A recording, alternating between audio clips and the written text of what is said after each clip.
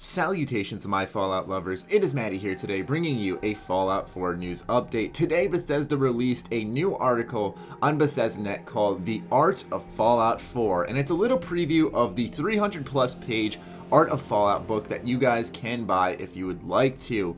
And it's apparently their biggest book yet, because Fallout 4 is their biggest game yet, and it showed a lot of new things that I would like to highlight and discuss today. So without further ado, let's dive into this, shall we? So the first thing we get a look at is the glowing sea, and I must admit it looks quite different from what I expected. I originally imagined big pools of gooey green radiation, but it looks nothing like that. In fact, it looks like the traditional Fallout 3 wasteland, and that idea is actually supported by the comment on the top left corner of the photo where it says, whereas the landscape and weather of this Commonwealth were a departure from the visuals of Fallout 3, the glowing sea was an opportunity to bring back the classic post-apocalyptic super irradiated scorched earth look. So it seems like we're getting a varied wasteland based off the foothills compared to the glowing sea. Just looking at those two side by side, you can really see the true difference in this wasteland, where these are two totally different looking games in a sense.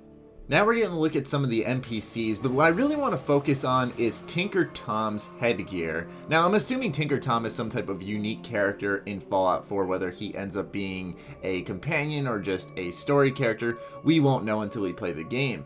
But the focus of the concept art on the gear on his head rather than the person he is what really interests me, because it's very different, and I wonder if the player will ever be able to get a hold on this stuff. Mind you, this is just speculation, but it's such vastly different headgear, and we can see so many different perspectives of it. It makes you wonder, like, hey, are we ever going to be able to, use this in some way? Can we earn this through a quest? Can we steal this off of him, kill him, and take it? Who knows? But Tinker Tom is a very interesting looking character, and he fits in an odd way where these are just basic wastelanders and Commonwealth residents nearby him, where he's just kind of out there in this book here.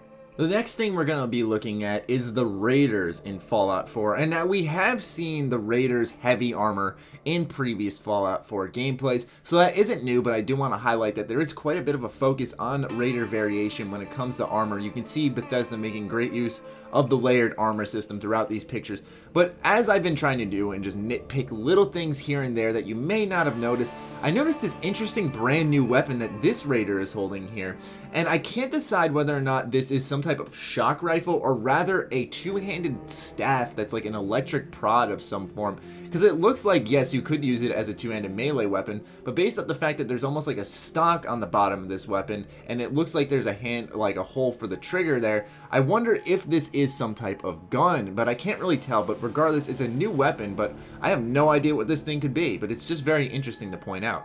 Then Bethesda decides to show us a little something about the creatures in Fallout 4, primarily the super mutants.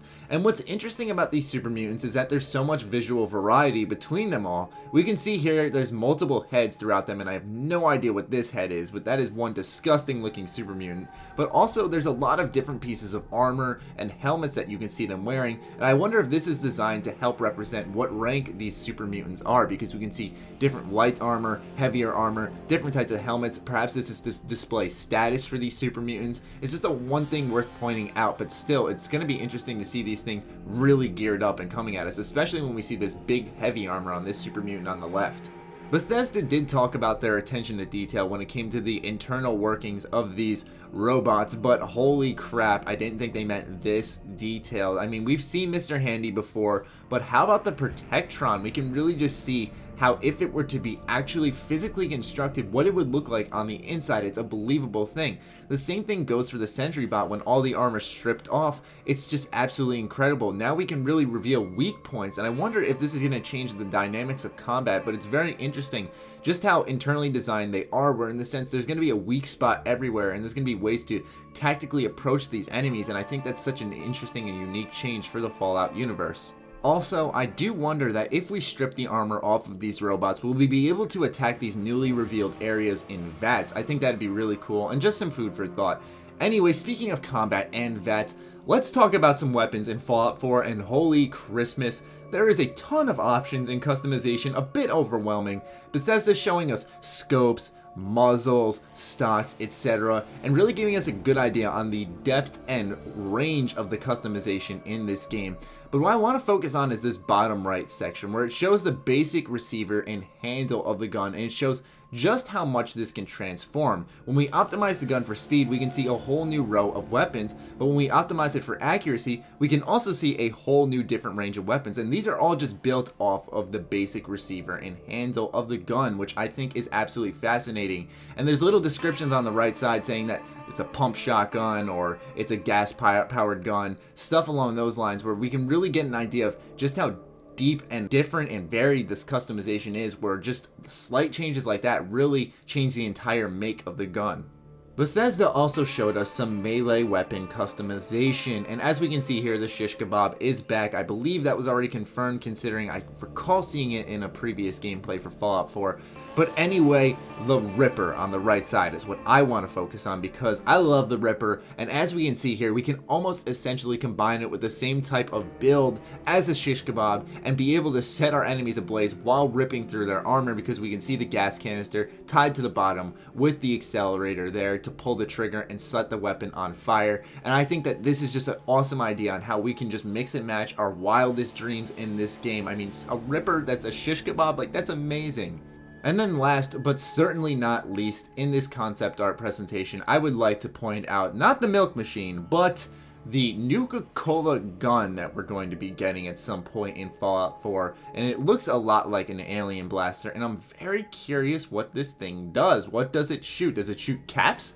You know, I mean, who knows? I just think this is such a cool, unique idea, and I think this is an idea of what a rare weapon could be like in Fallout 4, so I'm really dying to find out what this is all about, and I'm itching to get my hands on that. But anyways, a new unique weapon in Fallout 4 certainly should excite many fans, and I'm dying to see how we get this one.